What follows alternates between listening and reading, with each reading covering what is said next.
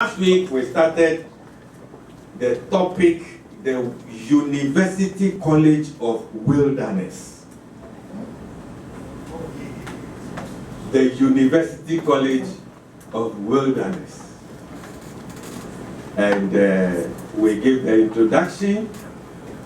It's all about the wilderness experience. We said that your wilderness experience is where God hides you from public view so that He can prepare you and equip you for His purposes. Amen. We also identified that to move from class 1 to class 2, you have to be able to pass some examinations. You know, when I see the Saito people, or the secondary school students, the high school graduates, get out and they say, "Prom, we are enjoying, we have finished school." You know, for some of us, we laugh. Because it's like that is about the beginning. Are you with me? Yes. It's like that at the beginning. And they are so excited, they wear their kapompo and all that. But you have just passed through one university college, getting ready to go to another. So there is so much that you would have to go through.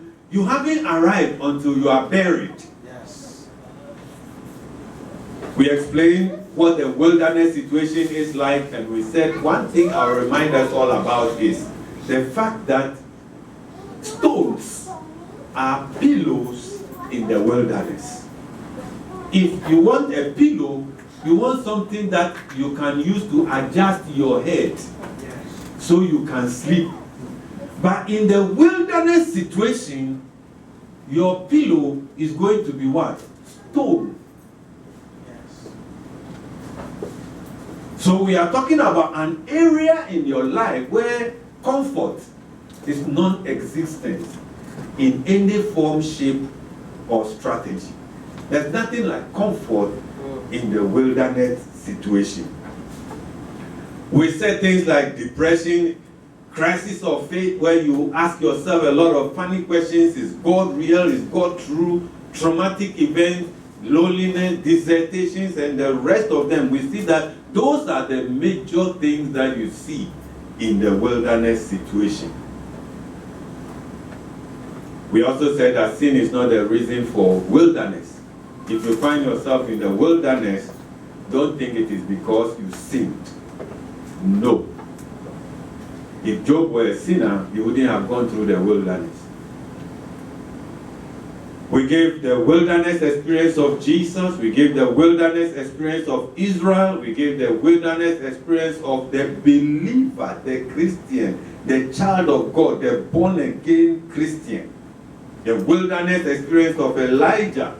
And we said that that is a self-imposed wilderness. Sometimes you impose wilderness on yourself. You yourself create a wilderness situation for yourself. Maybe after a hula baloo success and prosperity, something happens. And Jezebel starts chasing after you and you run away. Forgetting that the God that helped you to make, that chopped that success is still available. So you find yourself thrown into the wilderness. Elijah went through it. Moses went through it. When it wasn't time for him to be shown out, he ran out there and tried to save an Egyptian, Israelite. And he had to run into the wilderness. Go and labor, hard labor. From the house, from the palace to the cattle field. Egypt saw shepherds as downtrodden people. They didn't have regard for shepherds. So for Moses to come out from the elite, from the White House, to become a shepherd is a self-imposed wilderness. Amen. Amen. But he survived. Yes. And he went through. The purpose of wilderness is not to kill, but to refine. We explain refining improves quality, it increases the value and enhances the product and makes you more preferred. So if you submit yourself for wilderness situation, for God to cut you into shape, you come out with a better price tag on you. Remember the wache experience. You get wache at the roadside for $1. You get the same wache in the choicest restaurant in Midtown Manhattan for $250. Same rice and beans. But depends on how they have packaged it. They have refined it. It has gone through the wilderness. The guy will greet you at the door. Sir, you are welcome. What can we do to help you today? I want to eat wache and pepper. So staple 4 is already ready. James is there to sit you. James, your man is here. That's already $50. Okay, you have not even eaten the wache. $50. From the gate to your seat, they pull the chair for you and you sit down. They give you a warm towel, but then your bill is already $70. Then they bring the wache, some clear rice, to be here with some salad leaf and some. You look at it and say, boy.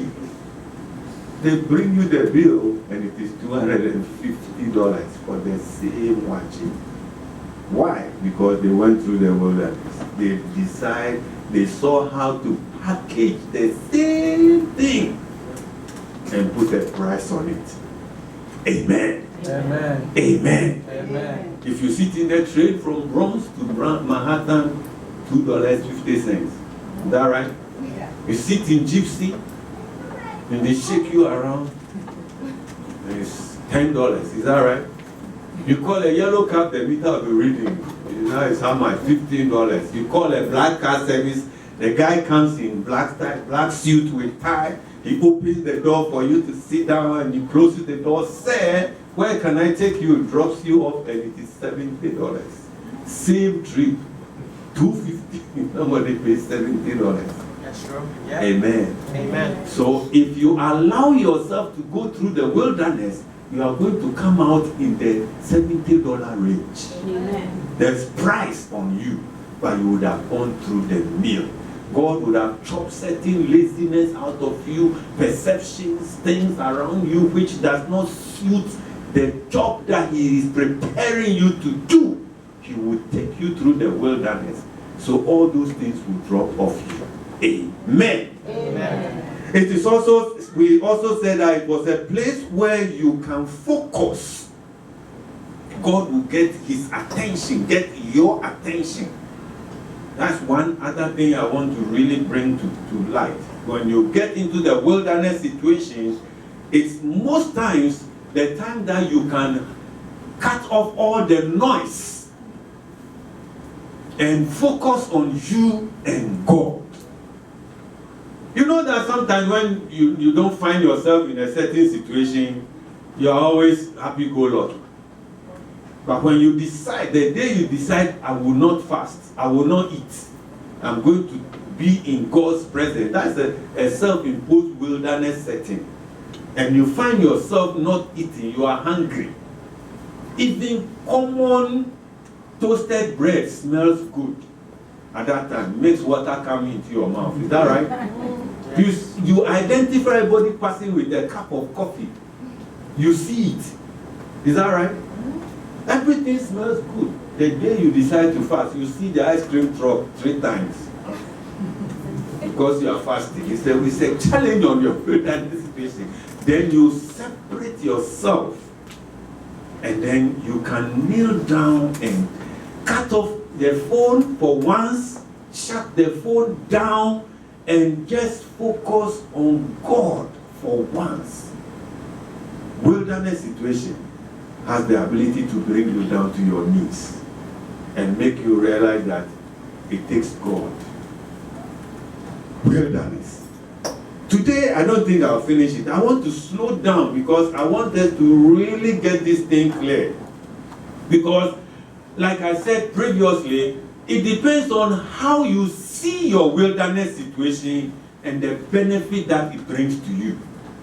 If you see that wilderness situation through the goggles of trouble, tiredness, wickedness, unfairness, unjust situations, what you get, you will not like.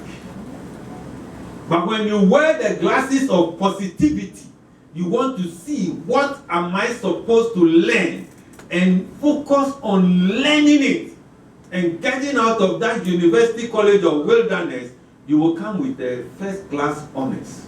Amen. And you will be preferred. Yes. So it depends on how you want to treat your wilderness. You want to stay there and cry and weep and mourn, or you want to see something good coming out of this wilderness. We'll continue. Pressure has a lot of good. Maybe you've gone through pressure. During exam, pressure. You know that if you use pressure cooker, you can cook rice in a short time. Is that right? Yes. Just pressure will make that rice to cook quickly. Pressure. You know, pressure can make you jump a wall when a dog is chasing you. It's pressure. It can make you perform. Pressure, it equips you. Pressure, it brings out the best in you. Look at pressure through a positive lens. Look at the wilderness situation through a positive lens. The Bible says that if you faint in the time of adversity, your strength is what? Pukotikia puko. If you fail in the time of adversity, it means that the strength that you have is kitwa, is small. So, wilderness situation is supposed to bring out the best of the best in you.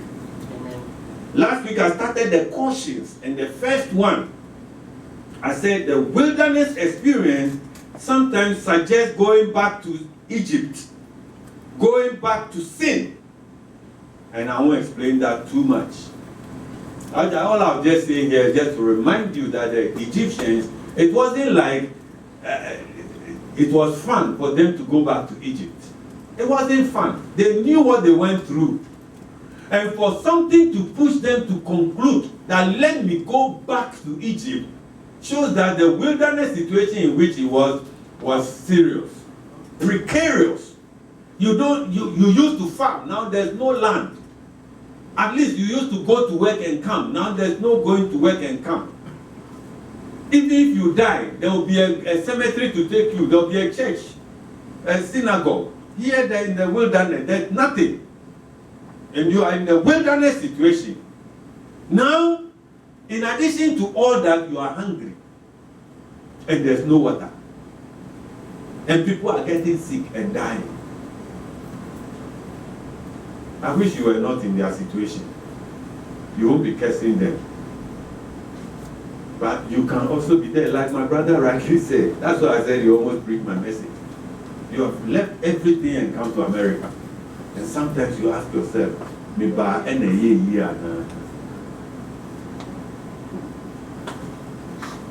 don't look at it from those goggles. Amen. Amen. Never. That's what the Egyptians were doing, the Israelites were doing. Let's go back to Egypt. If I stayed in the Ghana police force by now, I would have been superintendent class 7. Controlling and going to peacekeeping. Now here I am stuck in New York City in an apartment situation. Forget about it. Wear the goggles of positivity. Learn the lesson. God did not bring you out of Egypt to leave you in the desert. He brought you into the desert to prepare you. Because if you read the scripture that follows, it says, God said, I do not want to give the land to you all at once. Because if I gave it to you, the beasts of the land will multiply against you. So God in his wisdom decided to treat you carefully, prepare you, arm you through the wilderness situations that he's bringing through your life. So every time you finish class 1, he takes you to class 2. Jesus Christ has up to professional and no levels anymore for you. All you need to do is look out for the lesson, pass, and go to the next page. Look out for the lesson, pass, be positive about every wilderness situation. Learn the lesson and quickly pass on. Amen. Amen. Promise me you will do that. Amen. Amen. Amen. The second point, the first point, we said that you cannot, don't let the wilderness situation make you go back. Number 2, don't explore shortcuts. In the wilderness situation, the first thing that comes into your mind is how fast can I, where is the shortcut? Let me find a shortcut out of this. The popular saying is that shortcuts are dangerous. You know why shortcuts are dangerous in this matter? You may end up a dropout. You may end up half-baked. You may end up a cheap and an inferior product. Or you may end up an imitation. You look like somebody who has gone to the school, but you are not, because you did not finish the course, you did not finish the race, and so you cannot say that you have acquired all the information and the equipment necessary for the next job. You are not a candidate for promotion.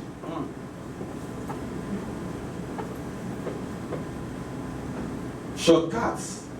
You see, when someone tells you that, wait, let me come and sacrifice before you go to the war, that's a wilderness. You know why? Because the people are going to come. Now, so, we know you as a great battler. You fight, you win. You are always in control, you are always in charge. This small fiangry prophet has come to you, and because of that, you say we shouldn't go, we should wait. We should wait. Are you saying we should wait because prophet has told you that he's coming to? Don't you know how to sacrifice? Shortcuts. I don't want to give details because if I go the details, we won't live here.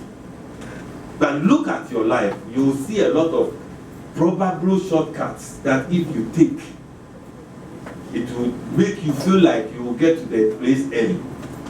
Have you tried driving through a shortcut and run into traffic? Yeah.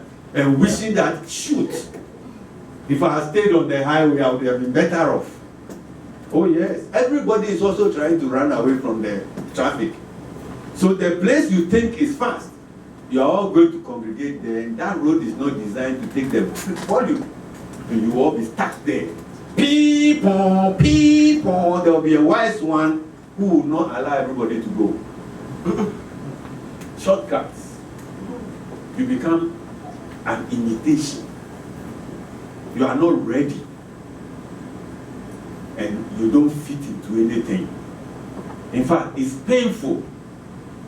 But the only solution is to go back and start the wilderness thing again. Sometimes when I have to turn around and go back to the highway, it's so painful. Yep. But you don't have an option. Yeah, run into Manhattan, big dump truck is in front of you. And the guys are just waiting, throwing the garbage into the truck one by one and singing. And you are angry and yelling because you wanted a shortcut.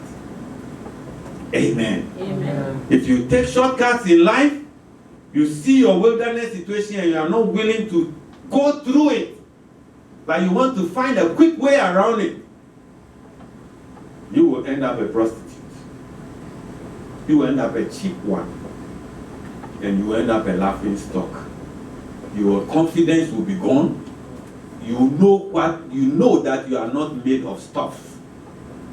What people see you as you are not, because you did not finish the school.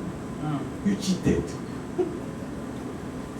Recently it was in the news. They said some footballers, they are going to probe them because they were making money and didn't think they should go to the classroom and learn. Meanwhile, one of the conditions of your being in the football team is that you must be in school and you must pass your exam. So they think because they make millions more than the lecturers, they can play their way around, find money to buy they've been found out. They're going to lose the game, they're going to lose their school, they're going to lose their money, and maybe end up in jail. Shortcuts. Shortcuts. Let's not go at it anymore. I'll leave the rest to you. Number 3. You see, this is a dicey one. Don't ever forget this one. Do not look out for sympathizers.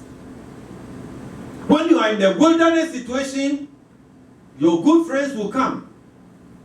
Yes, Job had sympathizers. His friends came. Don't look out for sympathizers. You have to go through the mill. Sympathizers are coming around you to come and say, you don't deserve all that you are suffering. You are better than this. Beautiful one like you. We are not even half as beautiful as you are. Eloquent one like you. We are not as eloquent as you are, but we have our what? We have this, and you are sitting on this sympathizer. They want to join you to make you feel that you are not being fairly treated. Something is wrong along the line. Get out! Sympathizers are not God. Get this clear. Anybody who comes around you in your time of trouble, recognize that it might be God sent, but it's not God. They may end up taking advantage of you. They see your weakness. They may come with a good heart to help you, and they come and see how fragile you become on the inside of you, and they take advantage of you. Most rapists, that's how it happens. They see you need love, you need care, you need protection. Meanwhile, you are supposed to go through the mill of learning to take instruction from parents. And you are not ready to take that instruction and learn how to be submissive. So this guy shows up and it's like heaven on earth. You know what you are going to do? Drop out of school because you become pregnant by the same man who came to help you out. Pastors are doing that. Pastors are doing that. Fortunately, it's not unfortunate because they are also human beings. Pastors who come into your life, instead of encouraging you with the word of God and telling you, be strong and of good courage. The Lord your God will never leave you nor forsake you. He will strengthen you. He will keep you up and you will go through this and make it. He comes as a sympathizer.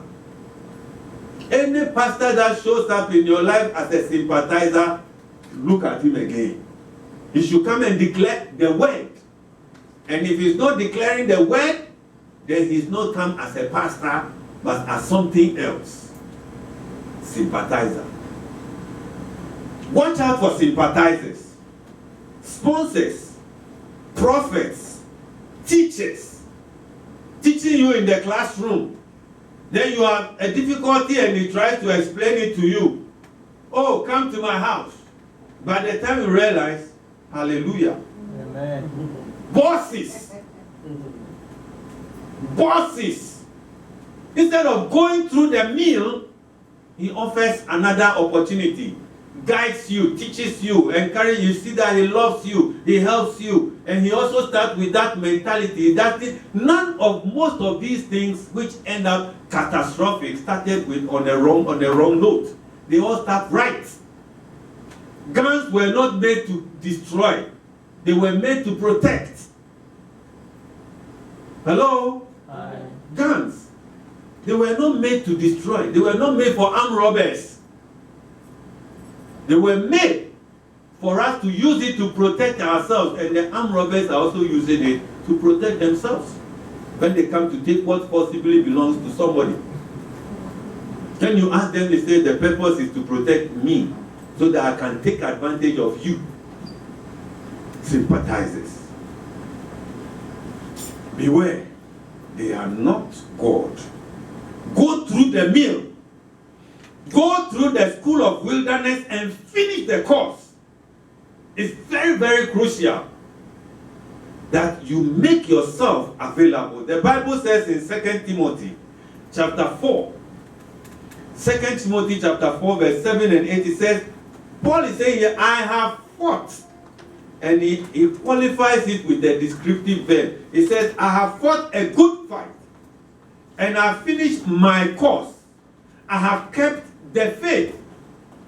And then verse 8, he says, henceforth there is laid for me a crown of righteousness, which the Lord, the righteous judge, shall give to me at the day, and not to me only, but unto all them also that love his appearance. Some drop out, some quit, others defer, some come in and out, and the rest finish. You want to choose a category and belong to it. If you want to be part of the quitters, you will not finish your course. You will not fight the good fight. If you want to defer, it is still waiting for you. 3 years, you still have to come and continue from where you left off. After doing another 3 months of refresher course. So you increase your period by your deferred period plus refresher course. Why do you go through the thing twice? Face it and go through the wilderness and finish. I'll end with 13 things, then we'll do the part 3 next week. 13 crucial things. I just chose 13. The list is endless. The list is endless. What do you stand to gain from the wilderness experience? If you allow yourself to go through the wilderness and succeed, what do you stand to gain? I've chosen only 13 of them. The list is long. Find one and add to it. The 14th and the 15th and the 16th. So I hope that time will allow me to finish the 13, because I just mentioned them and run with it. The wilderness experience makes you to learn, to lean, and depend on God. No one has come out of the wilderness not knowing God better. No one. It makes you break down on your concept of life and learn to depend on God. You see, until I started making dollars, I didn't see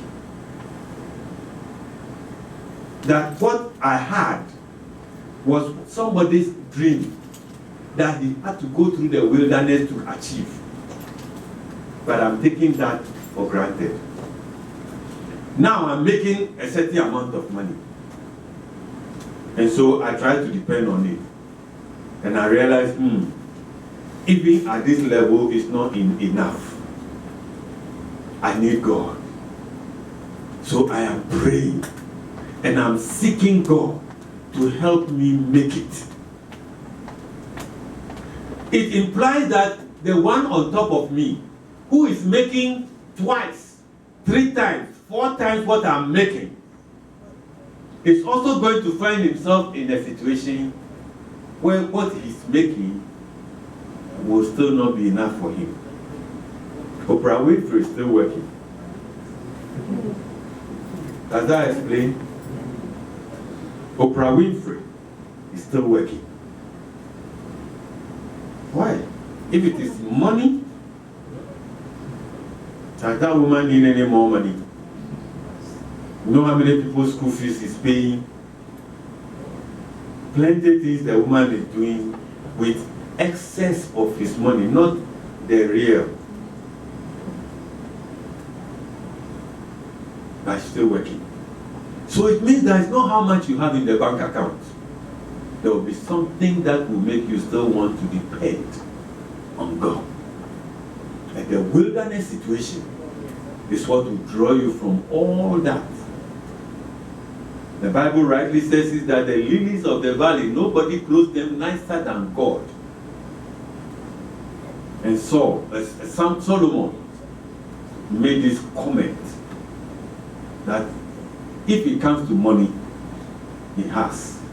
He inherited tons of it.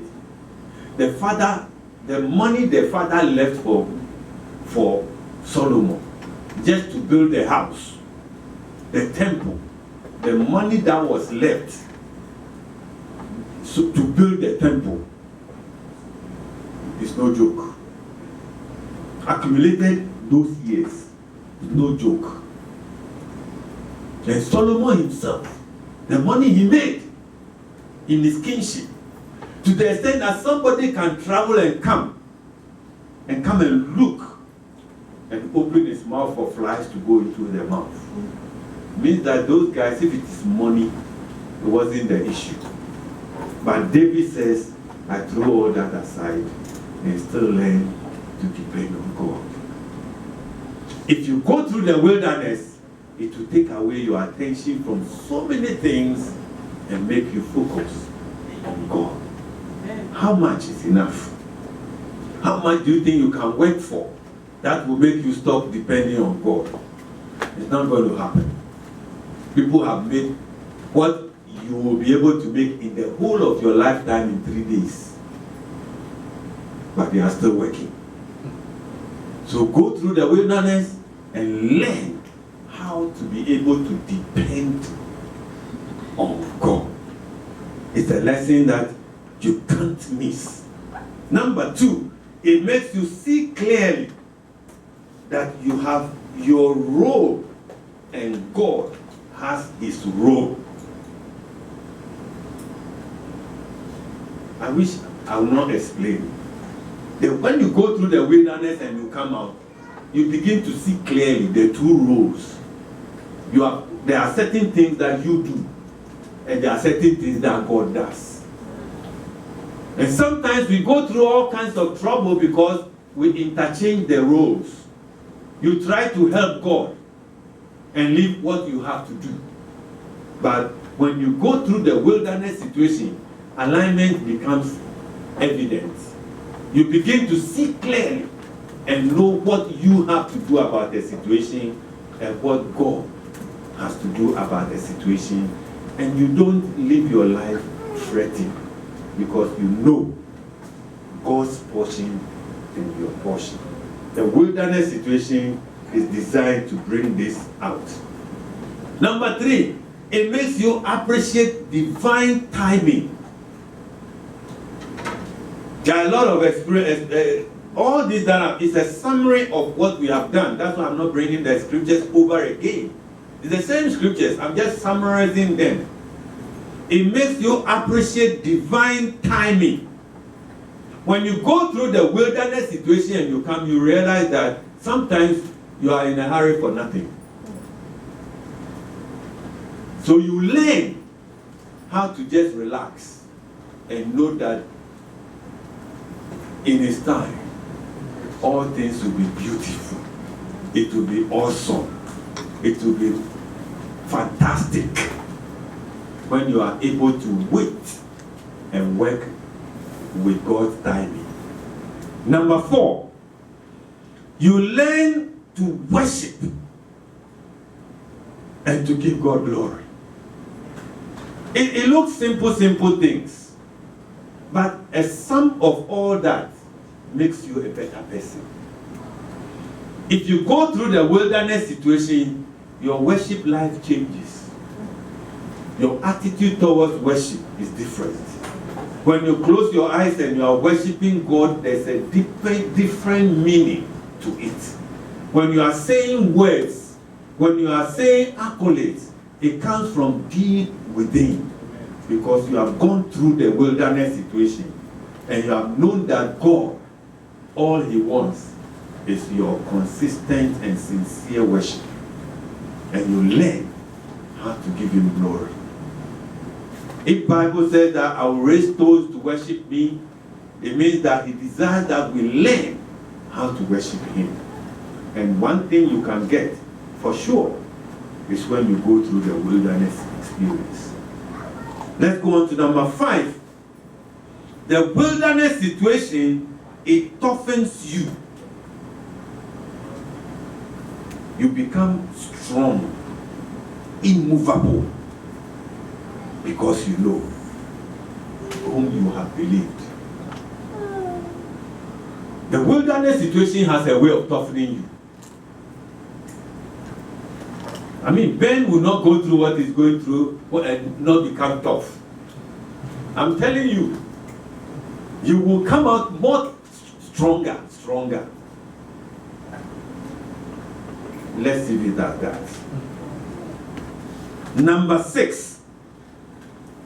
When you go through the wilderness situation, you learn to deal better with stress. Saul failed, and we didn't see the end of it. He became cuckoo in the long run. If you go through the wilderness situation, you will always have a saying, my God, you will show up. Even if you won't show up, I'm willing to die. Yeah. The children of God went through the wilderness.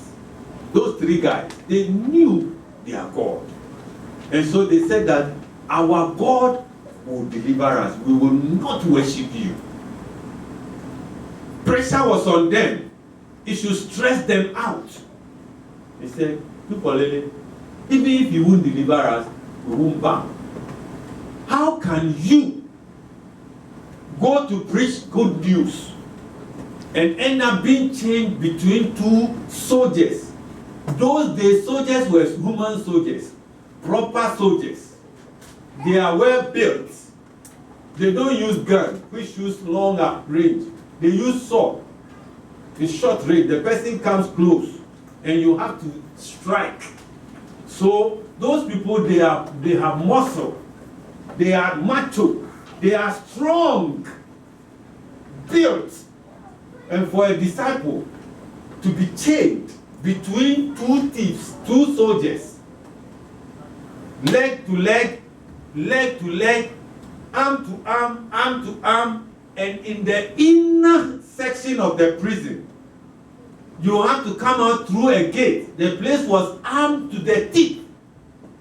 And then to get out, there's a final gate out there. And for that kind of person to be between 2 soldiers and fast asleep,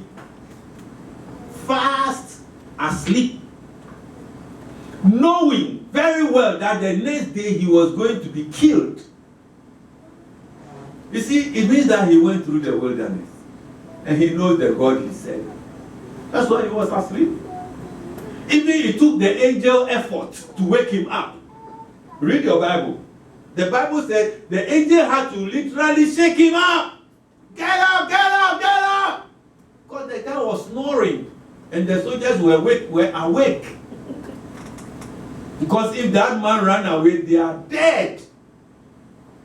We don't know what happened. The Bible says the chains fell off. The person said, get up your loin, wear your dress, wear your shoes. And as they go, the gates open. And the Bible said the man himself was like, he was dreaming. He wasn't, because he just woke up from sleep. Then when they got outside the last gate, when the gate had opened, and he came to realize that it looks like what is happening is true. Then he said, a visitation of the Lord. If you go through the meal, stress is far away from you. You sleep when there's trouble. You sleep because you know that my God will show up. What my husband is doing, no problem. Did I pray about it? Yes. Have I done what I could do about it? Yes. The rest, can I do anything about it? No. All right. You have 2 things. Leave it to God, like we said, If you go through the wilderness, you will know what is your portion and what is God's portion. If you learn to live within ranks, you'll be stress-free. Amen. Amen. Minimize worry. You see, I'm trying to bring all these things out because it might look similar, but similar things are not the same. When you go to the hospital, they don't call worry stress. They say worry brings stress. The pharmacists are here. They will tell you that they recommend according to a certain level of how the stress has brought you. All of them starts from worry. Worry grows into a form of a stress.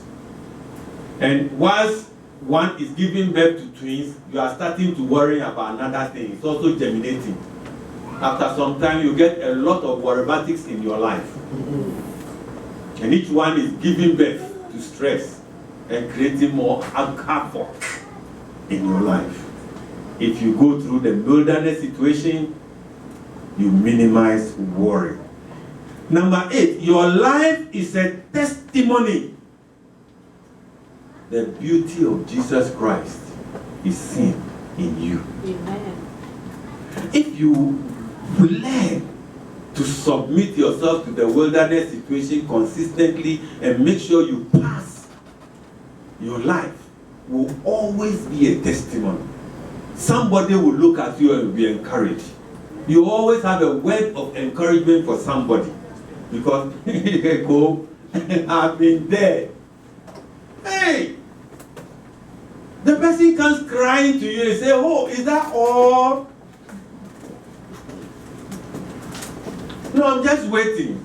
I'm just waiting for Fosti one day. When Fosti is 52 and the children have finished school, and there's a young 18-year-old girl comes, Fosti said, "Sia, cool down, girl. Cool down, girl." Your life is full of testimony when you go through the wilderness situation. You are not going to quote scriptures. No. You are going to tell Fidi Gadochi what you went through with God. And if it had not been for the Lord, Yes. hey, where would I be? Your testimony. The Bible says that sometimes you overcome the devil by your testimony. And the wilderness you are going through is going to create thousands and tons of testimonies for you. It depends on the glasses that you are wearing. If you see it as negative, you will not learn nothing. But if you see what you are going through as something that will develop to become a testimony to add to your badge. Have you seen the army people when they come and they are talking? Oh yeah, they always, when they come to give the press conference, the first thing they do is, why? Because he wants you to see that I have gone several times and come back successful.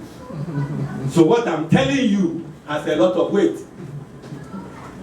Oh yes. Because those things, you don't earn them in the classroom. The ones you earn in the classroom and loan service is the one you get here. Help me out. The ones you get here is long service and classroom. But the ones you get here is when you are born and come. Alive. Thank you. When you are gone and come alive, that's the one they put on your pocket. That one they don't sell it to.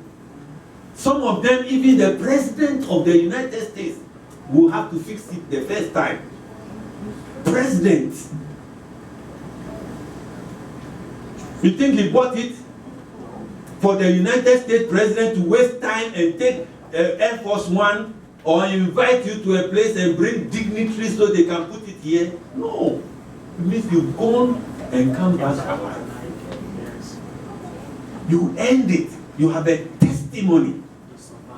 If you don't go through life's wilderness and pass the University College of Wilderness, you won't get nothing. Nothing. One pastor told me a sad story. He said that in heaven it is going to be chaos. Because some of the men of God you know, they are going to show up in heaven as Bob No Rank. Bob No Rank. Do you know Bob No Rank? Bob No Rank is the popular one who hasn't got anything, but everybody knows him. Bob No Rank. And that's one of the things that this pastor was scared about. He said, we will be shocked to see some cleanness in the house of God and the crowns they will have. And they people are carrying their Bible. Recently I was told they even carry their handkerchiefs for them. And when they are preaching and they are sweating, somebody will come and wipe their forehead. The person is standing there, armor bearer. His duty is to clean the man of God's sweat. That guy goes away with crowns because he was serving. But you, the one who is being served, Bob No Rank. Hey! Wake up! Wake up! Your life must be a testimony. The beauty of God is seen in you when you come out successful. Number 9, your life is a challenge. Your life is a testimony. And your life is also a challenge. You know how many people want to be like you? Oh, you have no idea. Because they see something about you that is so special. Yes. They see something about you that is so unique. Yep. They see something about you that they can't explain. But the aroma that comes from you is so great, they always want to be like you. Amen. Your life is a challenge. Oh, let's go on. I wish I could talk more about that.